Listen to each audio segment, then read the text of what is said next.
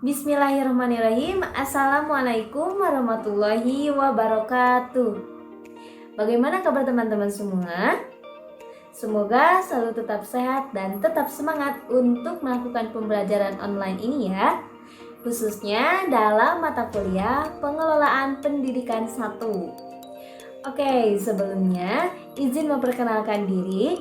Kami dari kelompok 9 kelas 2A Program Studi Pendidikan Matematika Institut Pendidikan Indonesia Garut, yang beranggotakan saya sendiri yaitu Gita Fitri Aini dengan NPM 195111010 dan ditemani oleh rekan saya yaitu izin memperkenalkan diri, nama saya Widi Gusti Aulia dengan NPM 195111007. Oke, pada video kali ini kami akan membahas materi mengenai sistem informasi pendidikan, di mana materi yang akan kami sampaikan terdiri dari yang pertama yaitu mengenai pengertian manajemen informasi, kemudian yang kedua mengenai pengembangan sistem informasi dalam pendidikan, dan yang ketiga yaitu proses pengembangan sistem informasi pendidikan. Oke, kalau gitu simak video pembahasannya ya. Baik, yang pertama kita akan bahas mengenai pengertian manajemen informasi.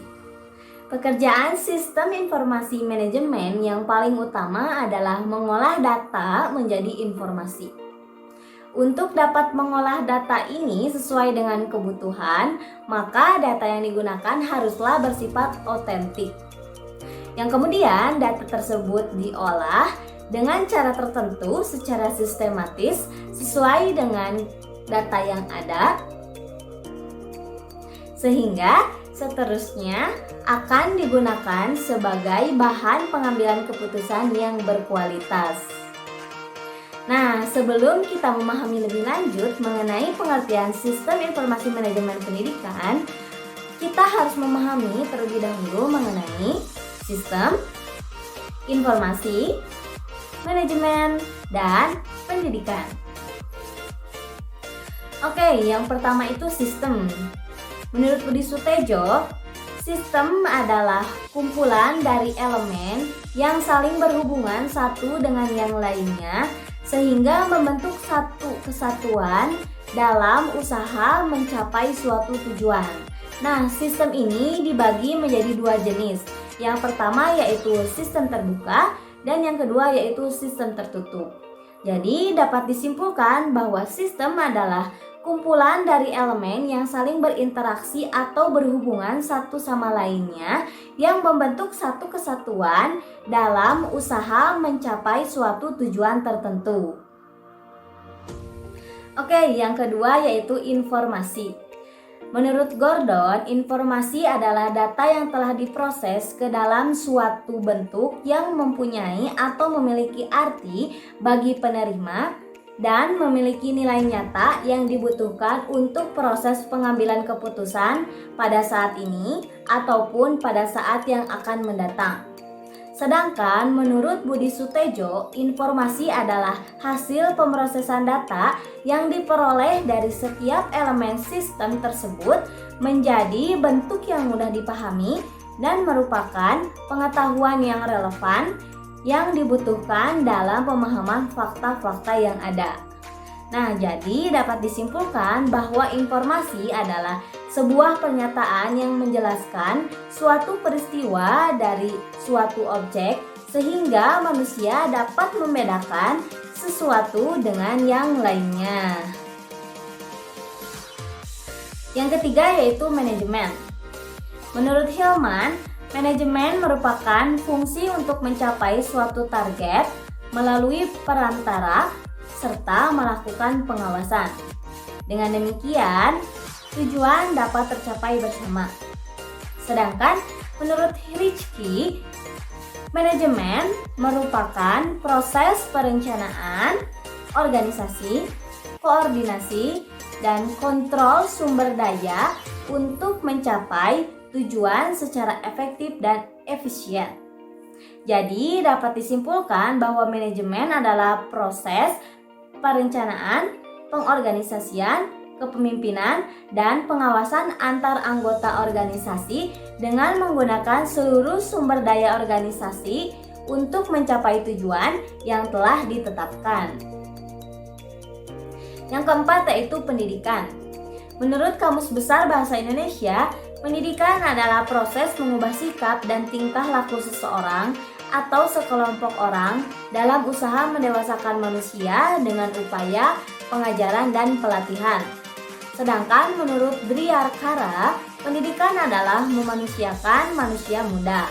Nah, jadi dapat disimpulkan bahwa pendidikan adalah usaha sadar yang terencana untuk mewujudkan suasana belajar dan proses pendidikan agar peserta didik secara aktif mengembangkan potensi dirinya untuk memiliki kekuatan spiritual keagamaan, pengendalian diri, kecerdasan, akhlak mulia, serta keterampilan yang dibutuhkan untuk dirinya, masyarakat, bangsa, dan negara.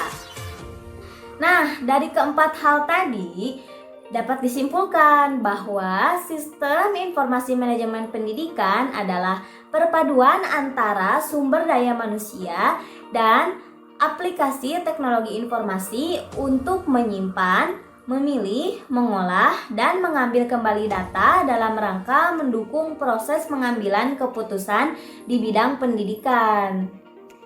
Baik, yang kedua yaitu mengenai pengembangan sistem informasi dalam pendidikan.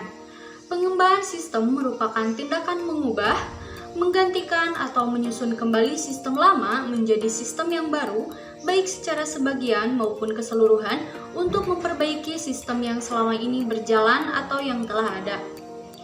Pada dasarnya, ada dua utama yang terlibat langsung dalam upaya pengembangan suatu sistem informasi untuk manajemen suatu organisasi, yaitu analisis sistem dan manajer.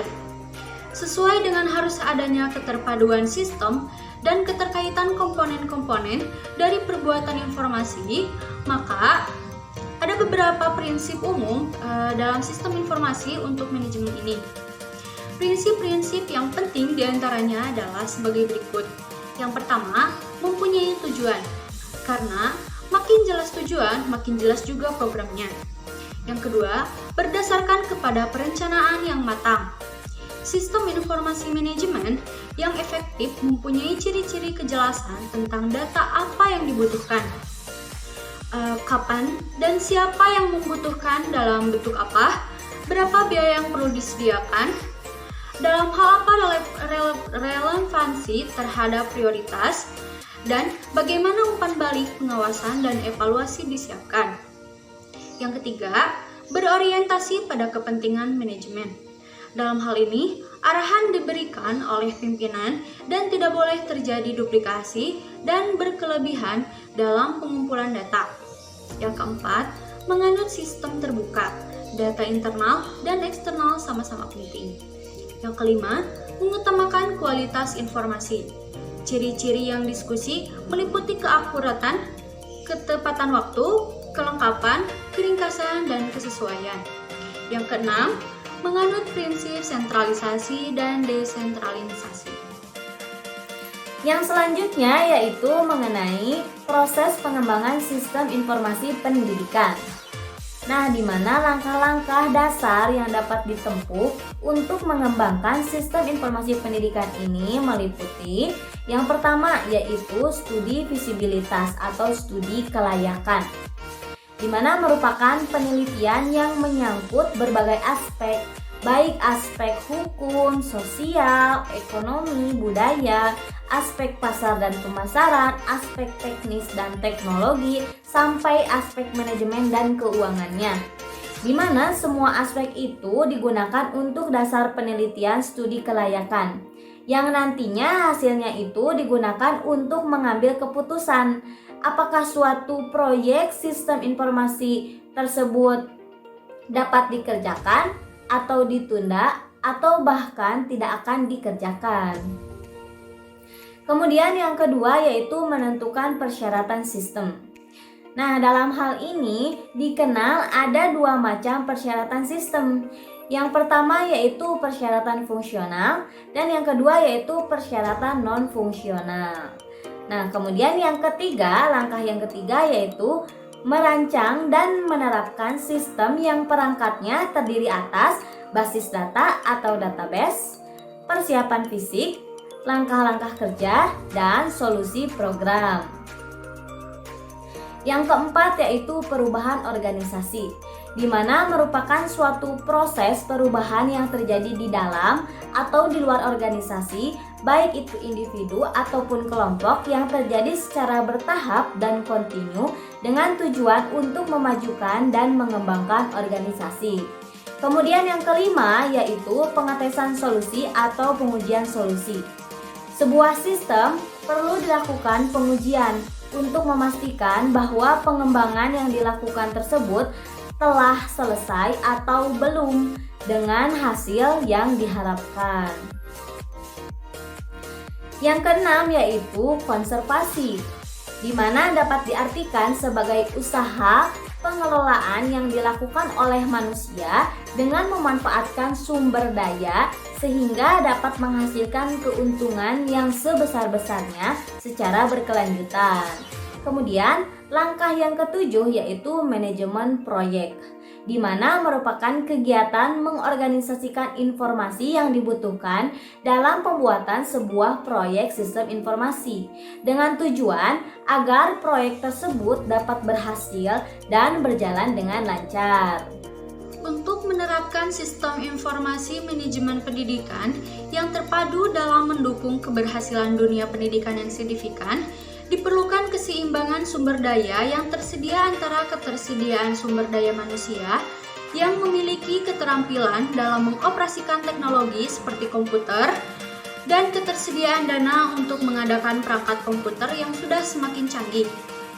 Oleh karena itu, dalam penerapan sistem informasi pendidikan yang memiliki nilai tambah betul-betul memiliki persiapan yang sangat matang sehingga harapan untuk mengaplikasikan sistem informasi pendidikan dapat terwujud sesuai dengan perkembangan dunia pendidikan yang dituntut masyarakat lebih marketable.